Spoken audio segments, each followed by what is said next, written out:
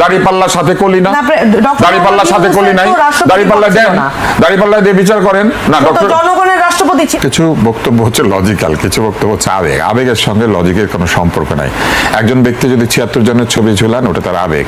ছবি দিয়ে সম্মান প্রদর্শন করা যায়ও। তাহলে আপনি মনে করতে পারেন আপনি ছবি দিয়ে সম্মান প্রদর্শন করা যায় না, তাহলে আপনার দেয়াল আপনি ঝুলাবেন না, কিন্তু শ্বশুরের দেয়ালে শ্বশুর ঝুলাবে।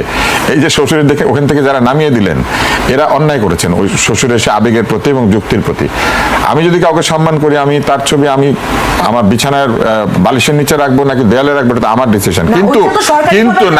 কিন্তু যেটা সাংবিধানিক ভাবে আছে, একজন আইনবিদ হিসেবে উনি জানেন যে সংবিধান যতক্ষণ পর্যন্ত এটাকে বাতিল না করছে, কোন আইনবিদ কোর্টের বারান্দায় দাঁড়িয়ে এটা বলতে পারে না। এটা বলার অধিকারটা থাকতে পারে জনসভায়, কিন্তু কোর্টের বারান্দায় না। কোর্টের বারান্দায় গেলে এই সংবিধান মেনে নিয়ে, সংবিধান যা যা বলেছে ওটাকে মেনে নিয়েই তাকে কাজটা করতে হবে, unless and until the constitution is restructured অথবা কনস্টিটিউশনে কোনো অ্যামেন্ডমেন্ট আনা হয়েছে। এবার আসেন, ছবির সামনে বসে দুর্নীতিগুলো হয় নাই, হইতে পারে যে দুর্নীতি করে সেটার জন্য ছবি দেয় না, সেটার জন্য দুর্নীতি দেয়।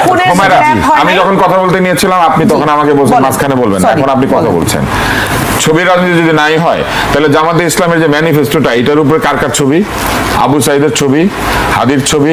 ছবি মানুষ এইভাবেই সম্মান করে, যাকে সম্মান দিতে ইচ্ছা করবে দিবে, যাকে ইচ্ছা করবে না দিবে না। কিন্তু রাষ্ট্র যখন নির্ধারিত করে দিয়েছে কার ছবি থাকবে এবং থাকবে না, ওই আইন পরিবর্তন করার আগে ডক্টর ইউনূস এবং তার আব্বু, তার আম্মু, আমার আব্বু, আমার আম্মু, কারো অধিকার নাই রাষ্ট্রের ওই আইনকে লঙ্ঘন করার।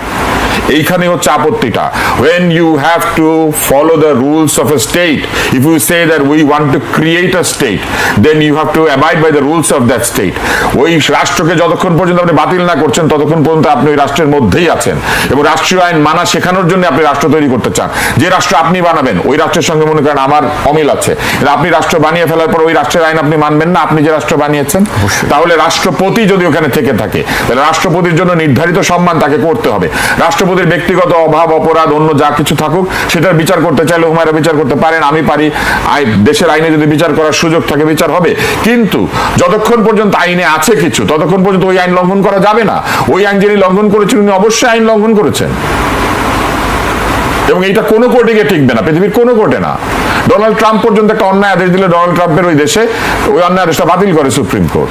কোনো দেশে গিয়ে এটা টিকবে না যে রাষ্ট্রের আইনে ছিল আপনি করেন নাই কেন। আর অমিশনের কথা যদি বলেন, if omission is a crime or omission is a party to the crime, যে আপনি অপরাধের সময় চুপ করেছিলেন কেন? অপরাধের সময় চুপ করে থাকে নাই? গণরুম যখন হয়েছিল তখন সার্জিস চুপ করে থাকে নাই? হাসনা চুপ করে থাকে নাই? রব্বানিকে ভাই ভাই বলে স্ট্যাটাস দেয় নাই ফেসবুকে? ওইটা অমিশন ছিল না? ও আপনি আন্দোলনের দিন বের হয়ে আসছেন, আপনার সব অপরাধ ভালো হয়ে মানে ক্ষমা হয়ে গেছে। আমি বক্তৃতা দেই নাই। যদি অভিযুক্ত করা হয় এই অপরাধে, আমি নিজে অভিযুক্ত হইতে পারেন, কিন্তু অমিশনের দায়ে যারা অভিযুক্ত, অমিশনের দায়ে যারা এই কথা অনুযায়ী অভিযুক্ত হয়, তারা কিন্তু সম্মানিত হয়েছে। তারা অমিশন করার পরেও তারা অনেক সম্মানের ব্যাপার। ডক্টর ইউনূস কি করেছিলেন জুলাই মাসে? ফেসবুকে ওনার স্ট্যাটাস কি ছিল? ওনার আন্তর্জাতিক বিবৃতি কি ছিল? উনি কার পক্ষে বিবৃতি দিয়েছিলেন? এই আন্দোলনের পক্ষে কোথাও ওনার একটা বিবৃতি আছে যেখানে উনি বলেছেন শেখ হাসিনাকে যে ঠিক হচ্ছে না?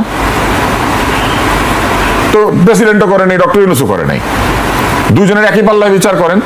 দাড়িপাল্লার সাথে কলি না, দাড়িপাল্লার সাথে কলি নাই, দাড়িপাল্লা দেন, দাড়িপাল্লা দিয়ে বিচার করেন না। ডক্টর জনগণের রাষ্ট্রপতি ছিল না, বাংলাদেশের রাষ্ট্রপতি ছিলেন। তো জনগণের রাষ্ট্রপতি হয়েও তো সে করেন। জনগণের রাষ্ট্রপতি হয়ে শোনেন, আপনি ডক্টর, আপনি আবার মাঝখানে কথা বলছেন। হুমায়রা, পুরো সময়টা আপনি আমাকে বলছেন চুপ করে থাকতে। এবার শুনেন, আপনি এবার শুনেন, আপনি হ্যাঁ পরের প্রোগ্রামে বলবেন। এবার আসেন, ডক্টর ইউনূস মব চালু করেন নাই? মব আছে আইনের মধ্যে, বিচার করেছেন। উনি মব ধরার জন্য একটা বক্তৃতা দিয়েছেন, ওনার পরিষ্কার বক্তৃতা আছে। যদি বক্তৃতা দিলে মানুষকে উৎসাহ দেওয়া হয়, ওনার পরিষ্কার বক্তৃতা আছে।